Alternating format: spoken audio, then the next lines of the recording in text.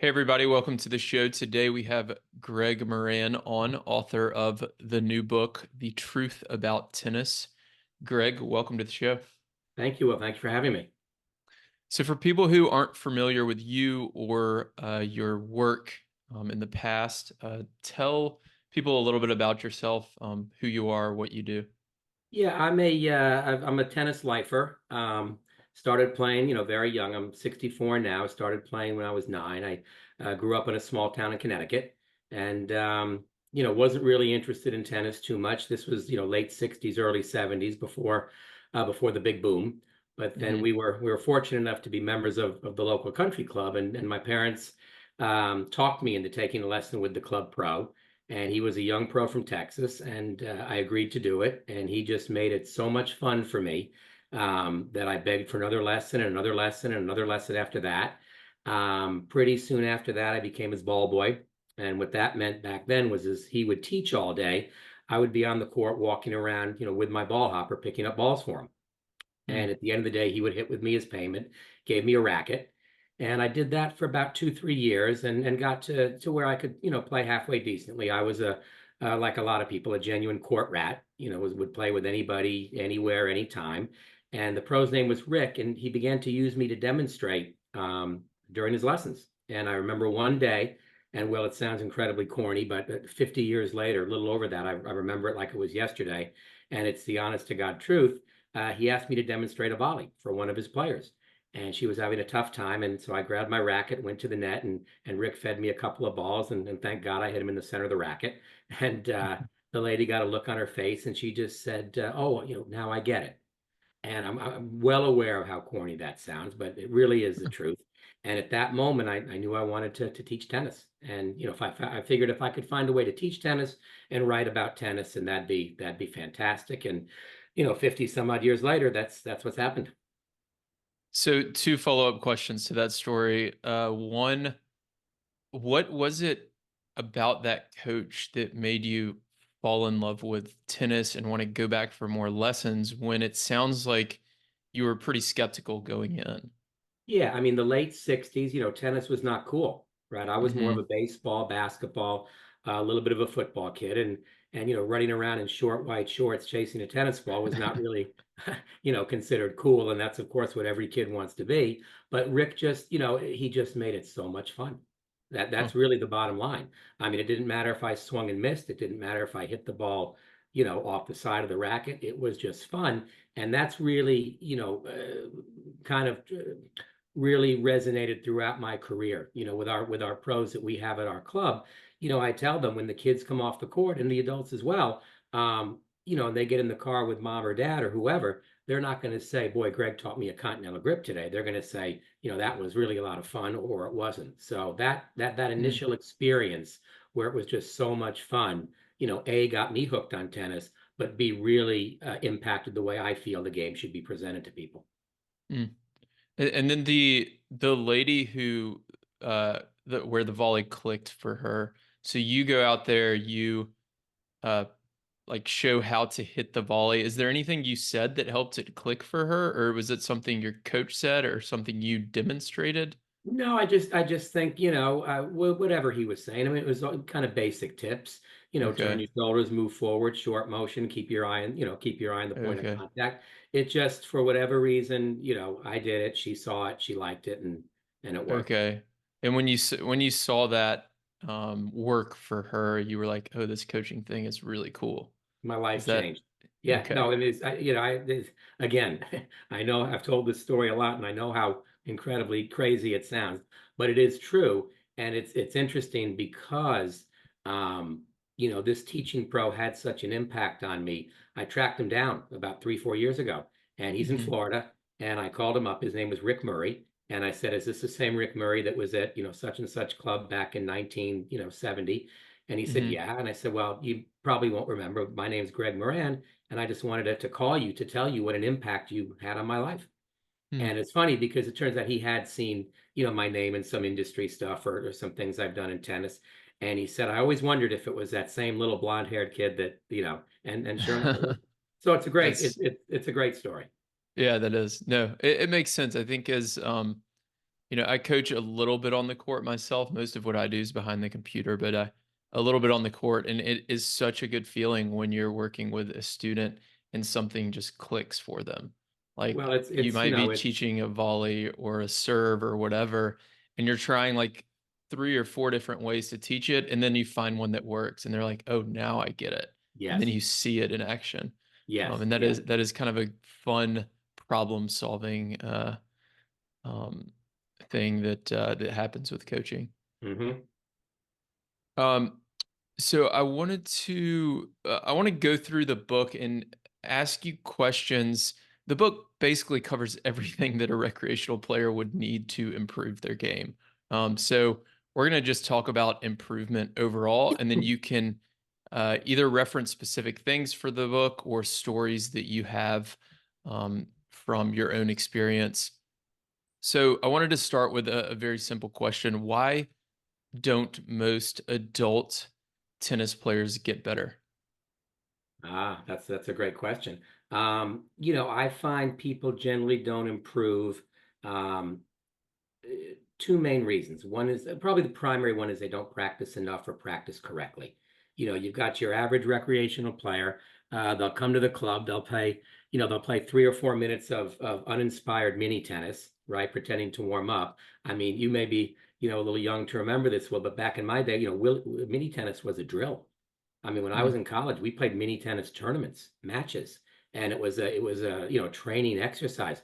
Many years ago, I did something in Africa, and I watched the lady. I was a guest pro at her tennis academy, and the lady that ran the academy, she had her kids. I watched her do a 45-minute clinic just of mini tennis, and the feel and the touch and the vision of the court that her kids had, was amazing. But as time has gone on, it's kind of degenerated into this, ridiculous warm up where you stand still, you talk to your friends, you catch up, how's your wife, how are the kids, what's happening this Yeah. week. So you do that for 2 or 3 minutes. You go back to the baseline. Occasionally, some of the guys will go up there and hoist their leg on the net and kind of, do some pulsating thing where they pretend to be stretching, right? And then it's first one in and let's go. Nobody's warmed up, nobody's prepared to play. So, that's part of it is they're playing at tennis as opposed to, really trying to get better. And the second thing is I think people generally don't have patience. They don't Mhm. have the patience. You'll work with somebody and you have to try to explain to them, listen, it's going to take whatever, 1,000, 2,000, 3,000 balls to get the feel of this. I was working with a guy a couple weeks ago and he wanted to work on a topspin serve. So I'm showing him, where the toss should be and motion. And he's going through the toss, and everyone's, 8 feet to the left, 8 feet to the right. Nothing's, in the vicinity. And he said, okay, okay, I got it. What's next? And I said, no, no, there's no next. There's this, right? And then Mhm. there's next. And people generally, like I said, they don't practice with intent and they're really not patient, which kind of plays into in the introduction of the book. I talk about people's attention span, which Mhm. has declined, dramatically over the past few years. But I would say those are really the biggest two reasons. And there's nothing wrong. There's nothing says a recreational player has to improve. I have Mhm. a lady that I was working with for years, and she would be doing, whatever she's doing on the court, hitting some funky shots here, there, whatever. And she'd win some points, and her name was Megan. And I would say, Megan, that's a nice shot, but at the next level, you might want to, because I always tell the people that I work with that, I'm going to coach you to play the game the way it's played at the next level. Right, which Mhm. means if I've got a group of 3-0 level players, I'm trying to get them to come to the net, get comfortable volleying, anticipating lobs, all that kind of stuff. But I said to this lady, Megan, 3 or 4 times, that's a great shot, but at the next level, you might want to. And then at one point, she looked at me and she said, well, Greg, what's wrong with this level? Joking. And I said, you know what? Not a thing. Because well, Yeah. people play tennis for different reasons. So Mhm. not everybody's out there. I mean, they're going to say they want to improve, but for a lot of players, if they're playing once a week, and that's the first little section of my book. It's called "Nothing Will Work If You Don't." And if you're Mhm. playing once a week, you're not going to make dramatic improvements most likely, and Mhm. that's fine. If that's all you can manage, then just you need to adjust your expectations. Mhm. Okay. So, let's say somebody comes to you who's a 3-5 player and they want to get to a 4-0, and they say, I've got 4 hours a week to dedicate. can I get to 4.0? And if so, how should I allocate those 4 hours? I would say, again, there's a section of the book where I talk specifically about, moving up from the levels. And I go kind of from 3.0 to 4.5 because that's really, I think that's where a large portion of recreational players kind of roam between those levels.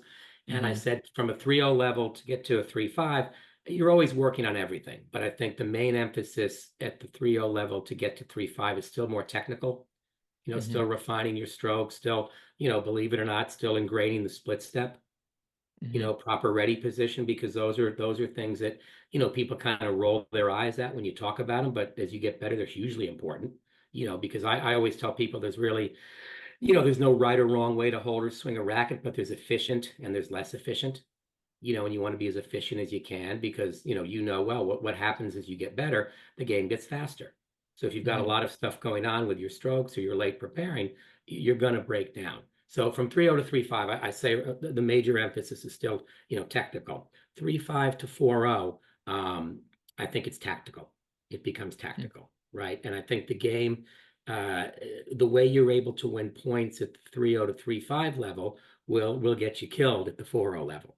If Yeah. I've got a 3.5 level player at the net, I can hit a big hard forehand, shoulder height, whatever, 80 mile, whatever, it's going to be a hard shot. And a 3.5 level player probably doesn't have the skills to handle that. So they'll dump that volley in the net. And then the 3.5, well, this works. This is great. If I just blast away, it doesn't matter if it's 4 feet above the net, shoulder height. The Hmm. 4.0 level player is smiling as that ball's coming at them. So I think it Right. becomes more a tactical understanding of, where most points are won in doubles, right? In high level doubles. And we know that that's, controlling the net is key and hitting down the middle at the feet, over the head. That's where the majority of points are won at the higher level. And one of the things I really try to stress to people is the difference between, singles and doubles. If you and I are playing singles, you're going to break me down by moving me side to side, right? Hmm. That doesn't work in good doubles. So it really becomes more of a low and high kind of thing. So I always say, the quality of your shot in singles is determined by the depth of the ball, but the quality of your shot in doubles is more determined by the height. So, like I said, 100 miles an hour shoulder height is not a good shot in a strong game. 5 miles an hour, 6 inches over the net, that's a difficult shot. So I try to Right. get my players to focus on that, hitting very, very low or very, very high. So I think it's Mm. really to get to that next level, it really just becomes better decision making. Yeah, how do we practice the tactical side of the game? Is it, I want to add the lob return to my game, or I want to Mhm. add a top spin dipper through the middle. So I just need to go out and hit 500 of those throughout the course of this next month, or how do we go about that? Well, like anything else, reps. I think it depends on your situation. So Hmm. I have a lot of group lessons with 4 players. So we Hmm. do an awful lot of, double situation drills where I'll have one of the drills I like to do the most is I'll have, 2 players at the net, if you can visualize this, 2 at the net, one at the service line on the other side, and one at the baseline on the other side. Hmm. And we do that pretty much, I don't want to say every class, but some variation of that, because that's really the situation that comes up the most in high level doubles, where one Hmm. team is takes control of the net. And then from there, I can kind of work on whatever I want to work on. If I want to have the player at the baseline, work on lobbing, right? I Hmm. can, feed them a deep shot, have them lob, play the point from there. And then the players at the net are working on, their anticipation skills, anticipating the lob, anticipating the drive.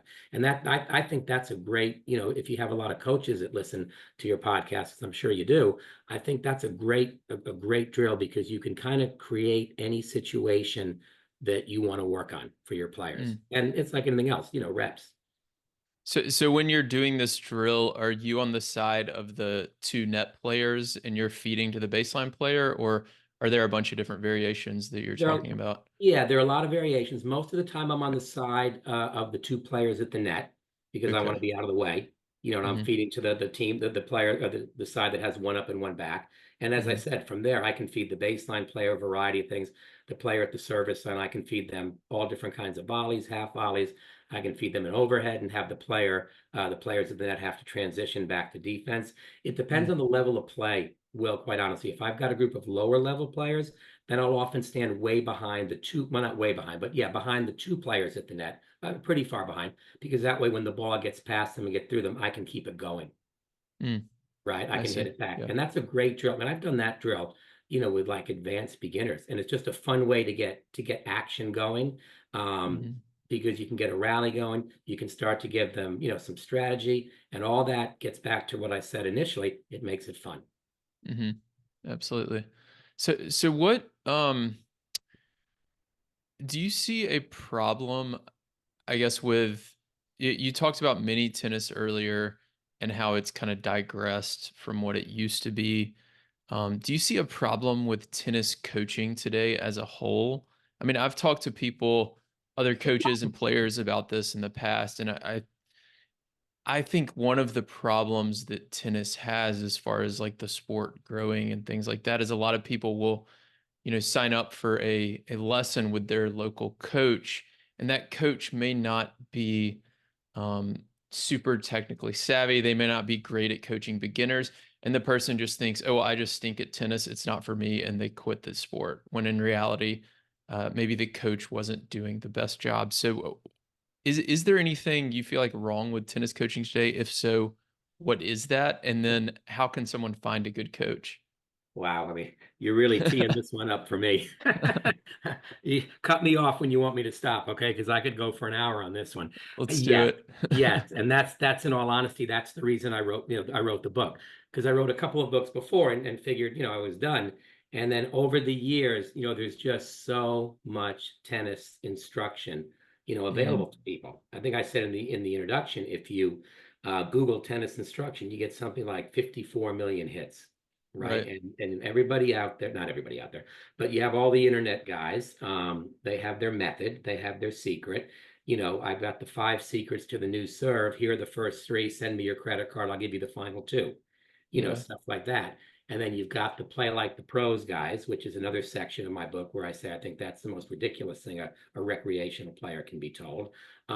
Yes, I think there are a lot of people out there teaching tennis that aren't qualified to do so, and not only with technical knowledge, but also their approach to teaching strokes, but teaching strategy. If I hear one more time, this is how Djokovic did it, this is how Serena does it. And what Yeah. happens is the players, and I see the result of that, right? They come to my court, and I think they're just going down a bad path, both in terms of their approach to strokes and their approach to strategy. Mhm. And I think, yeah, I think that's a major issue in tennis, because what happens, we have an intro to tennis class that we do. We do that frequently. And it was, the statistic I came across was something like 85% of the people that pick up tennis, quit for one reason or another within whatever it was, a year.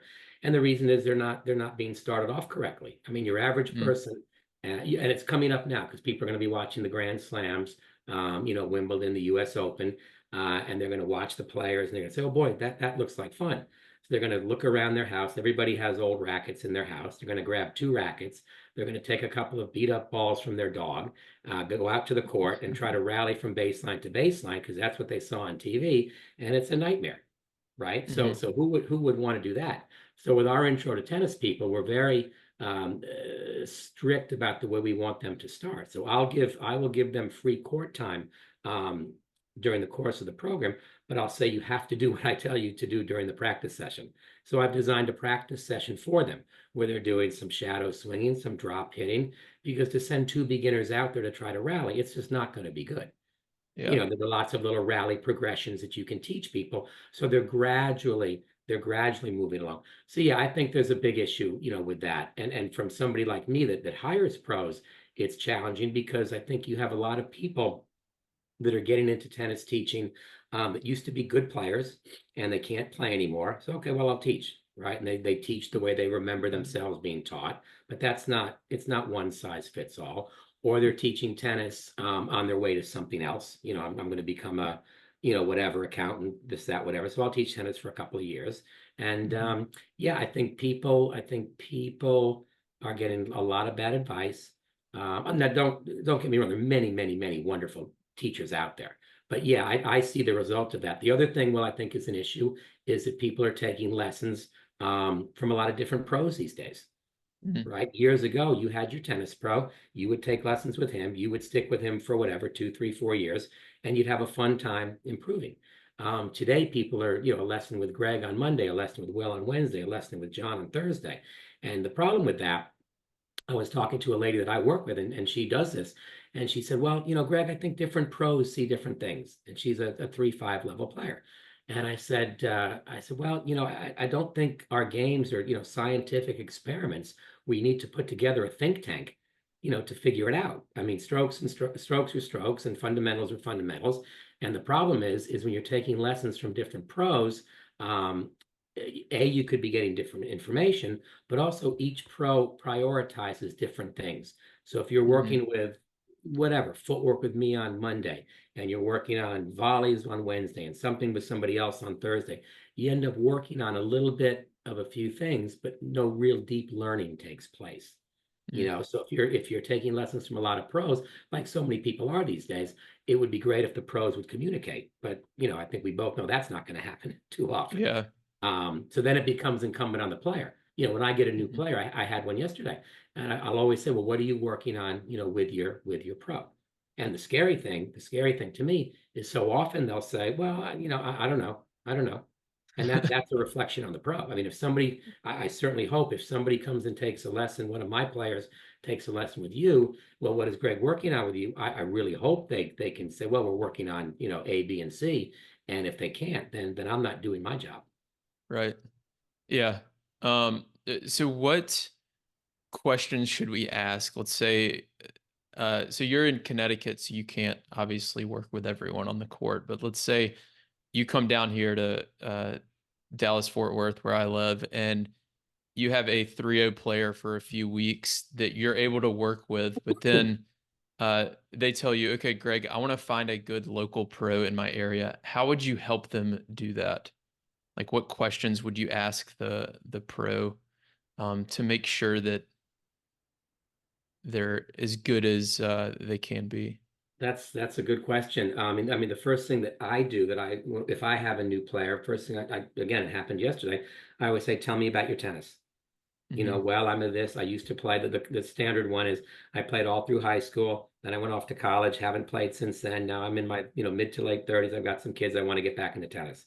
I Sure. get 3 or 4 of those, a month easily, which is great. People coming back to tennis is obviously wonderful for guys like us. And then it really gets down to how much tennis are you able to play?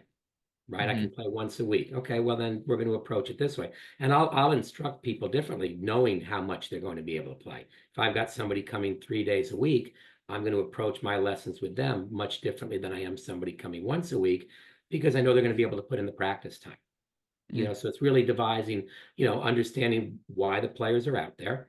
And that's really, I think, a skill of an instructor. I'm going off your question here a little bit. But I think there are two things that are really important is coaching your players at the appropriate place that they are in their development. And an example of that would be I had a group of ladies a while back, USTA team, 3-0 level team, and the captain said to me, Greg, would you teach us the I formation? And Hmm. I kind of looked at her and I said, well, no. And she looked at Yeah. me. She gave me a nasty look and she said, well, why not? And I said, well, when you're bent over at the middle of the court at the net, or and your partner's bent over in front of you, are you confident you're not going to hit her in the back of the head with your serve? And she kind of looked at me, well, no, not really. And then I said, well, can you serve to A, B, C, and D, whenever you want? And she in the service box, she goes, well, no, not really. Then I said, then the I formation is not going to work. So Hmm. fast forward, 18 months later, I'm working with the same team, and I said, okay, ladies, today we're going to work on the I formation. She jumps up. Well, you said we shouldn't do that, and I said, no, you shouldn't do that then. We shouldn't do it then because your skills weren't there yet. Now you've practiced for 18 months, you're better. We can start to do it, and you'll maybe have some success with it. So it's Hmm. understanding where your players are, what their goals are, how much time they can put into it, and then that's really the skill of the instructor, knowing at what pace to move them along, at what pace to introduce a new technique and reinforce the old technique. So, as far as Hmm. finding another pro, referrals, I mean, Yeah. certified pros are good. That's a good place to start. I mean, I don't think, certification necessarily means you're a great pro. A lot of times, and I might get in trouble for this, and it means, you went to a weekend workshop somewhere and passed kind of a test, but it doesn't mean you're a great instructor. Um, Sure. I would say then go watch the person teach. Hmm. Watch them give lessons. I mean, I give lots of, even, someone that's been doing it for as many years as I have, I give many, many, many, complimentary lessons to people when they come to, to my club. Um, as far as somebody in a new area, that's a tough one. I think it's really finding somebody that's under, well, I have quite a long section on that in the book, I think. What are, are they in it? Are they in it to be in it? Or are they in it on their way to, you know what I mean? Are they true Mm. professionals that are Yeah. caring about learning, trying to get themselves better? Do they have an interest in you beyond the hour that they're getting paid, to be on the Hmm. court with you? So Hmm. for me to come to a new town and suggest somebody, that would be, I could, like this, suggest some things to look for. And, Yeah. and really it gets down to one thing, the first experience on the court, right, Sure. with a new pro, because as I said, that's what lit the fire for me. And you'll know. I mean, look, at the end of the day, if I take a lesson from such and such, if I go on the court with whoever the best tennis coach in the world is, if it's not fun, what am I doing? Right. Right? Yeah. Especially as an adult rec player, we're not getting paid for this, so we might as well have fun.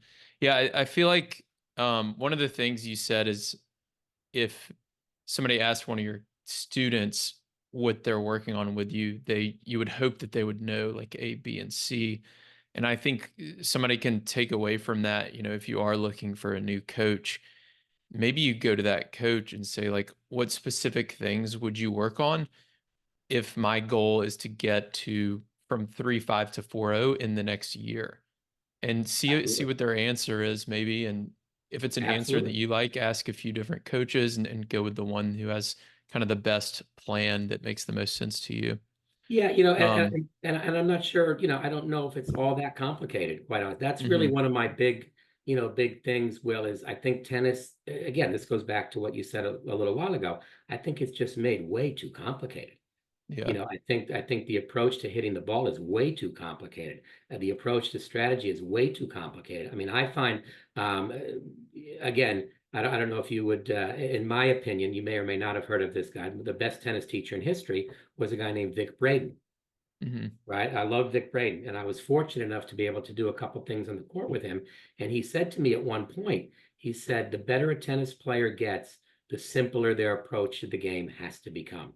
And that has just, really changed the way that I teach tennis.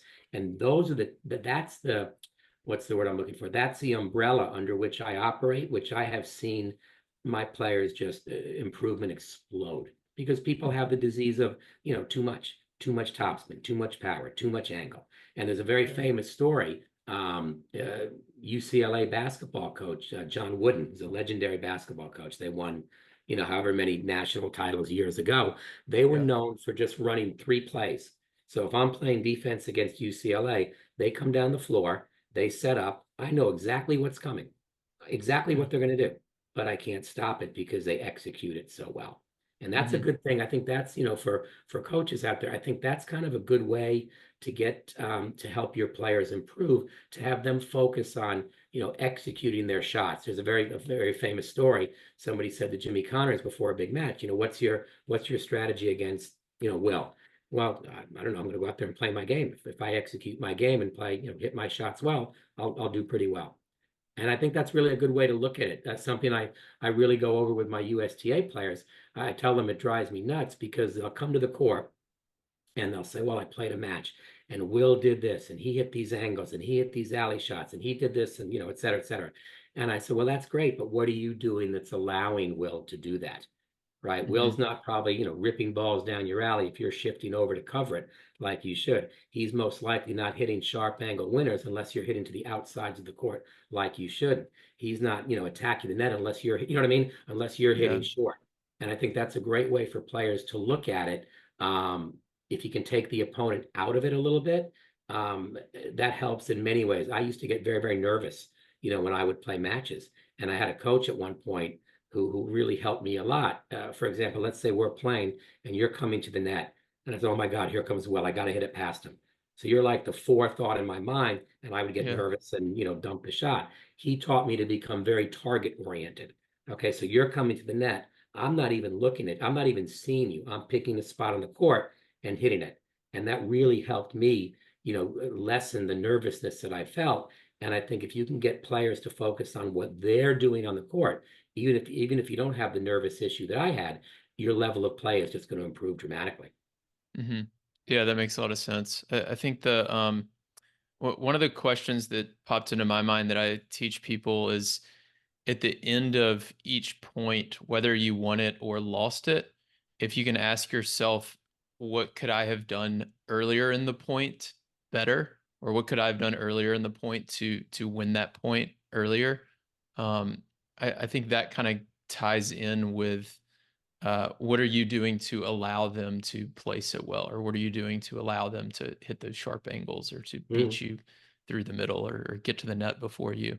Absolutely. And really focusing on the opponent helps with that a lot.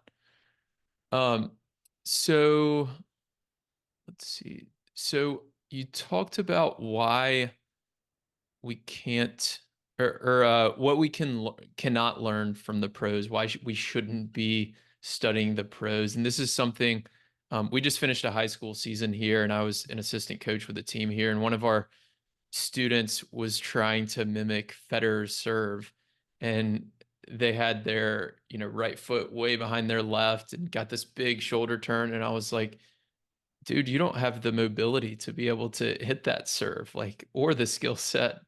So we're not going to start there. So I thought that was kind of a good example of that. But what can we learn from the pros, and what shouldn't we be focused on the pros for? Yeah, no, I think there are a lot of things. I think if you want to, I mean, obviously the best in the world. So of course there are things we can learn from them. How to hit the ball, I don't think is one of them Hmm. necessarily, because what you see is not what's happening, right? It's happening so fast, and you'll watch, you'll see a lot of, you'll watch the pros say hit a forehand, and it looks like they're whipping through the ball and coming over the ball. That's one of the things you hear all the time, and you even hear the commentators say that. They say, "Oh, he's really coming over the ball today." Well, I Hmm. mean, think about that. How are you coming over the ball? If you're coming over the ball, is it going to come up through the strings to go over the net?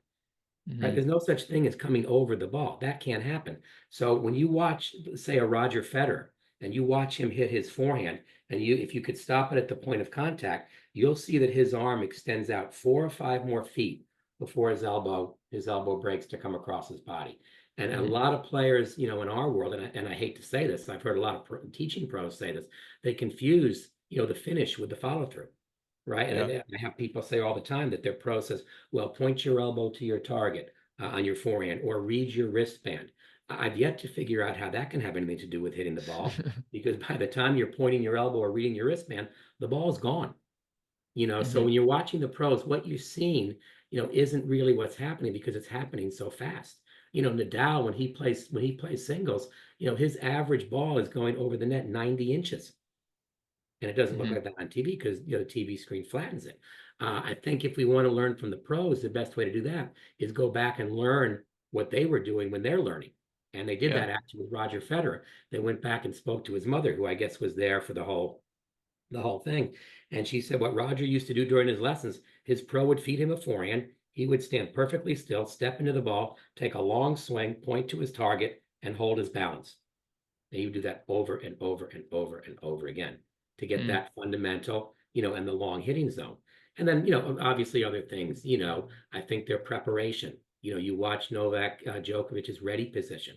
That's something that, again, like I said earlier, people don't really appreciate that. You see people, the recreational players in the ready position, they've got the hands below their waist. They're certainly not going to take a split step, right? So Hmm. they're late getting started. Their racket's not in position, and that's fine up to a point. If you're playing a lower level game, the ball's not moving very fast. It's not coming back very often, so you don't need that the efficiency or the quick start that the split step gives you, and to have your racket prepared initially. But as when you get better, you get to a 3, 5, 4 level where that ball's coming back quickly and more frequently. There's a good phrase that the light at the end of the tunnel is the train coming right at you. And that's Hmm. why a lot of players don't advance beyond a certain level. I've got a group of, I think I mentioned a group of 4 or 5 level guys that I work with on Saturday. And I pulled them up to the net, and a couple of pros were working at me. And I whispered to one of them, and I said, tell me, when I start talking, tell me how long it takes before the guys start rolling their eyes. And I started talking about the split step and the ready position, and it took about 15 seconds. before they started rolling their eyes because they don't think they need to focus on those fundamentals. But those things become even more important as you get better and the game is speeding up. Fundamentals don't the game doesn't change, I don't believe, as you get better. Fundamentals are fundamentals. What changes is the speed and frequency that you have to execute those fundamentals. Hmm. You know, Yeah, there's that a makes great I tons of read. sense. Oh, I'm sorry. Go ahead. No, I said that makes a ton of sense. Yeah, Uh, no, I read a great thing a while back. It said Tom Brady was doing the same fundamental footwork drills at age 43 that he was doing at age 12. yeah, yeah, that's wild. Yeah. Um, So certainly other things you can learn from the pros. I mean, what they do in between points, I think they're rituals, and I do mhm, think I will say I think the athlete has caught up to the technology. When people I live in Connecticut, so the US Open is very close. So a lot of my players will go to the Open. I'll say, "Oh, what did you notice from the pros?" And it's always the same thing. "Oh my God, they hit the ball so hard." Right? Well, yeah, sure they do, but they can do that consistently, and that's not why they're great.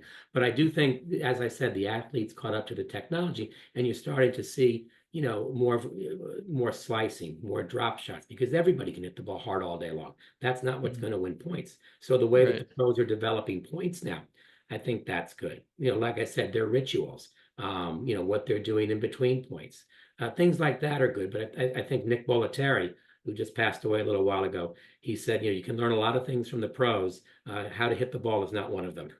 yeah, yeah, that makes sense. I think I like the ready position tip there on like Djokovic or really any of the pros. I watch a lot of the doubles, obviously, and I was just in Miami a few months ago watching a lot of the doubles matches in Indian Wells before that.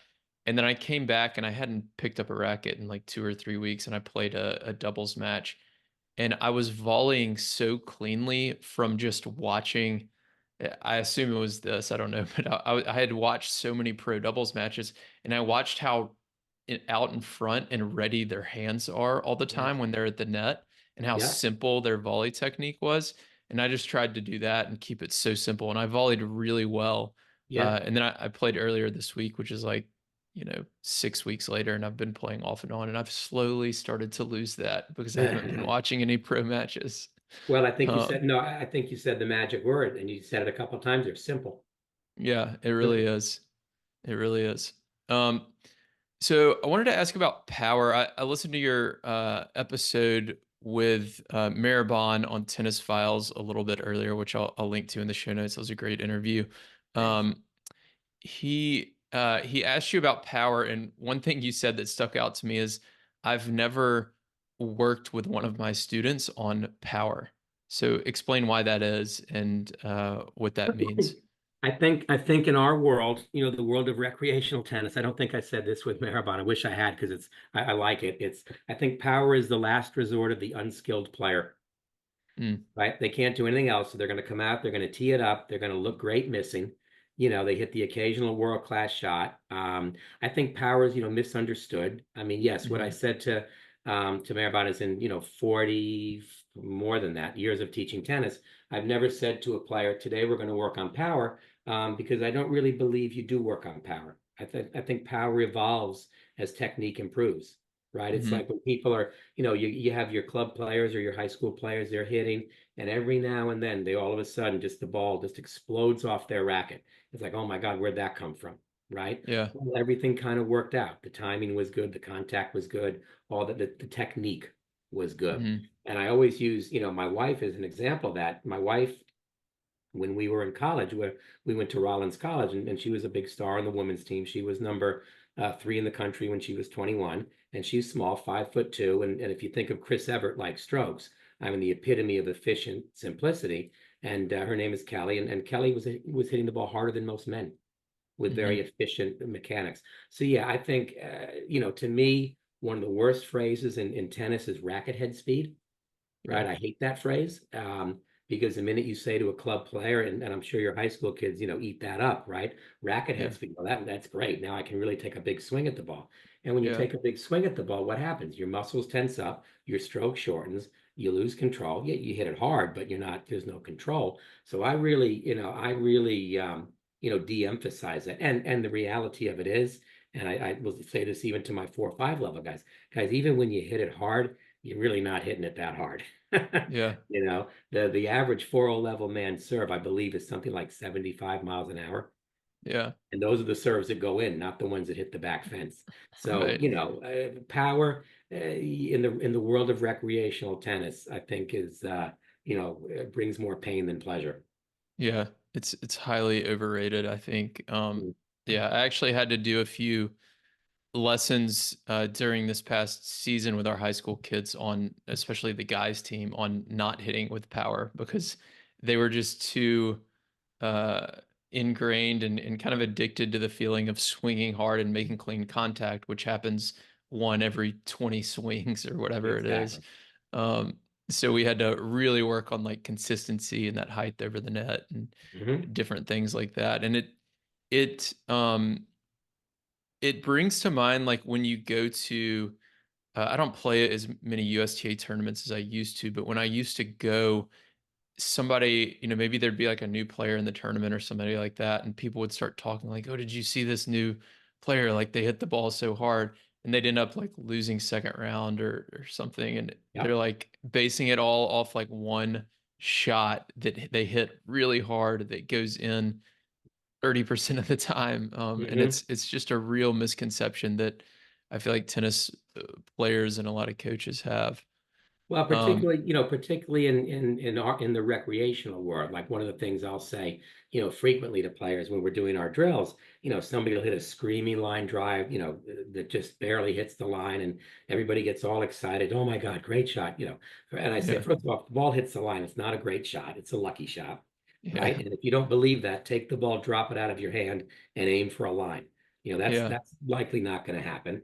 And then so they get all wrapped up about that one occasional great shot, and then the players are telling them how wonderful they are, and then if they're on the court with a pro, and the pro is telling them how wonderful they are, and then what happens? They continue to try to hit that quote unquote great slash lucky shot, and by the end of a session, as you say, they've made if they're making 30%, that's pretty good. But right. let's say they've made 20%, and you win a couple of great points, and you make a lot of ridiculous errors.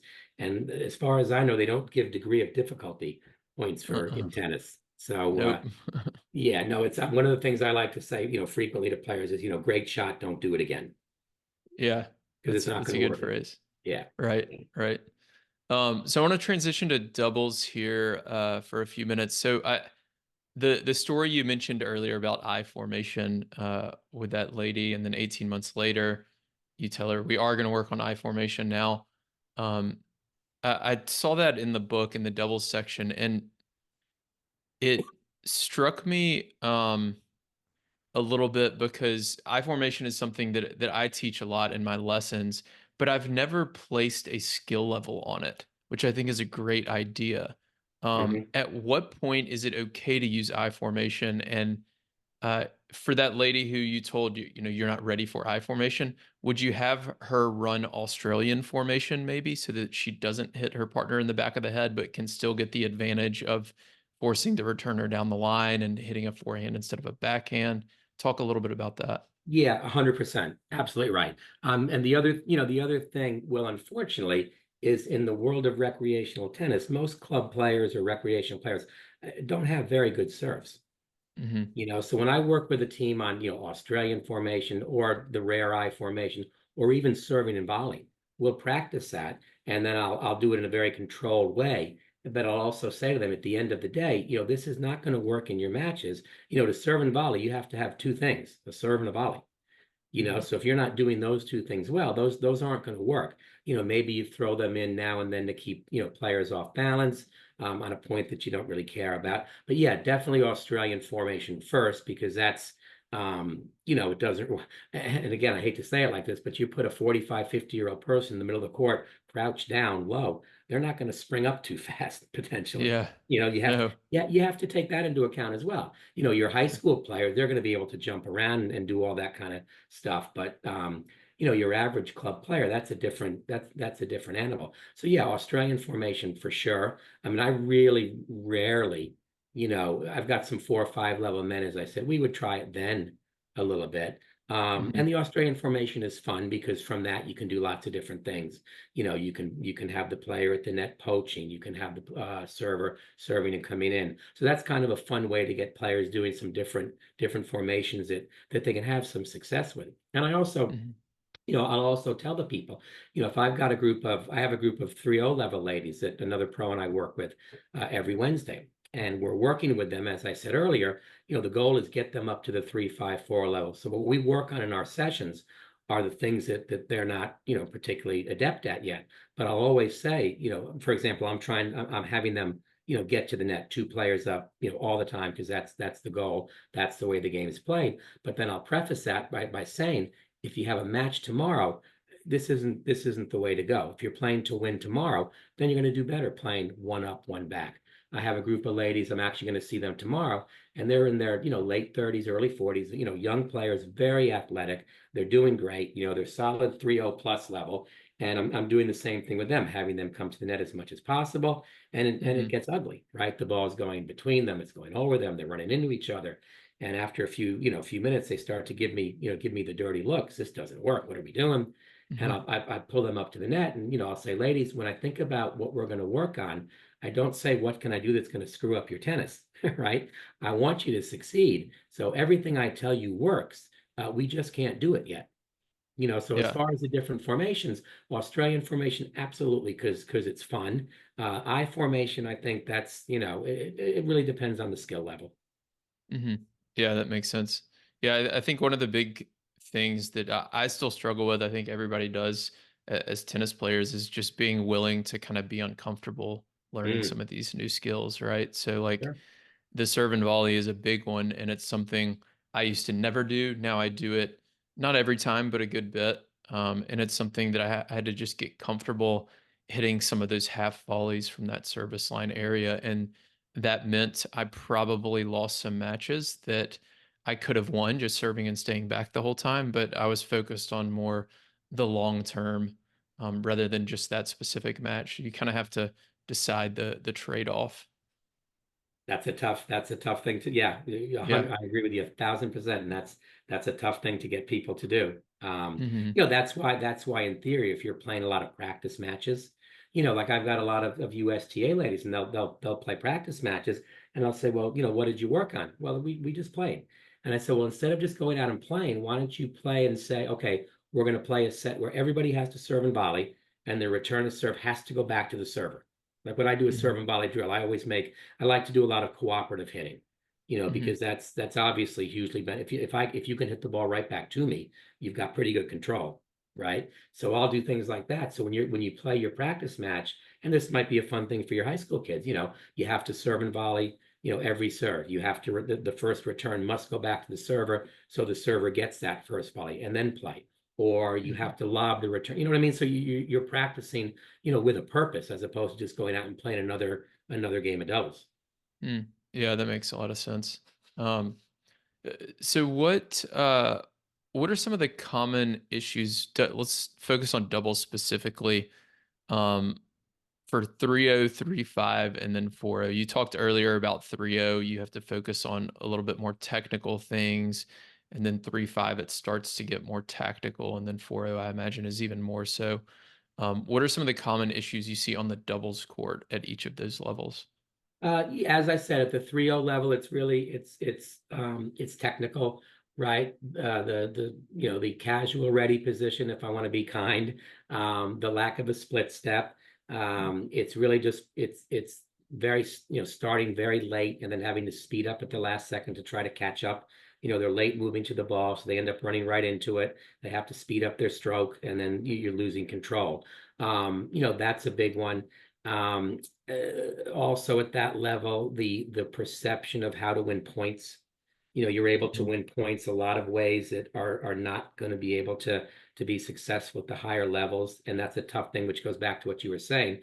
Everybody out there wants to win, and there are openings on the court at the 3-0 level that aren't going to be there at the higher levels. So Mhm. yeah, as I said, technical primarily at that level. 3-5 level, I think you need to become a little bit more disciplined. I mean, I often say, I think the best tennis in our world is 4-0 level ladies doubles. I really mean that. If you watch Mm-hmm. them play, you'll see that the points are very long. They're very strategic. The advantage will shift two or three times, and then somebody usually, hits a nice shot to win the point. To Mm-hmm. me, three hard shots and a stupid error is not good tennis. And the reason the 4-0 level and above ladies are playing like that is because they understand movement, they understand shot selection, so they're in the right position to respond to what's likely to come next. They're choosing their shots that are the least likely that they're going to miss. And that's all under the umbrella of playing high percentage tennis. And then when you have that kind of tennis, not only is it more fun, it's a better workout. And if you're playing to win, you will win more matches playing that way. Mm-hmm. And then really, hone in more on that, even on the 4-0 level. And then I really try to stress execution, with the players. And I'll after a point, you said you would have the players or ask the players to think about what had happened during the previous point. One of the things I like to say to people after they've lost a point, is bad strategy or bad execution, right? Mm-hmm. So if you and your partner come to the net, right, and I try to lob and it's a bad lob, 3 feet over the net and you slam it overhead. Well, that was a good idea strategically. I just didn't execute it. Right. Okay. Or if I'm going to serve and volley and I hit you a soft serve right to your best strike zone in your forehand and you rip it at my feet, well, okay, maybe I shouldn't have served out wide, but the thought is there. I just didn't execute. And I think it's important to make that distinction. Um, Mm-hmm. so I think the better you get, I had a lady a while back and I watched her play a doubles match and she did everything, in my opinion, right. She'd have a short ball. She had a nice slice forehand. She would slice it, come in. She hit every ball to the right spot, but she just didn't hit it well enough, right? So her Mm-hmm. slice approach shot landed 2 feet behind the service line. Well, that didn't work out. Her volley sat up a little bit. She tried to hit at somebody's feet, and it landed 2 feet in front of the player, so the player could have a swing at the next shot. And so I talked to her after the match, and she said, I just feel like I need a few more tools. And I said, no, no, no, you don't need more tools. You did everything correct. You just have to do it better now. Mm-hmm. Right. So I Yeah. think I think again it goes back to the Vic Braden thing. I think as you get better, you're doing less, but you're doing it better. And Vic had a great line. He said, what they say about players with a lot of variety is, well, they lose a lot of matches. Right. Now from 4-0 to 4-5, what does a player need to do better?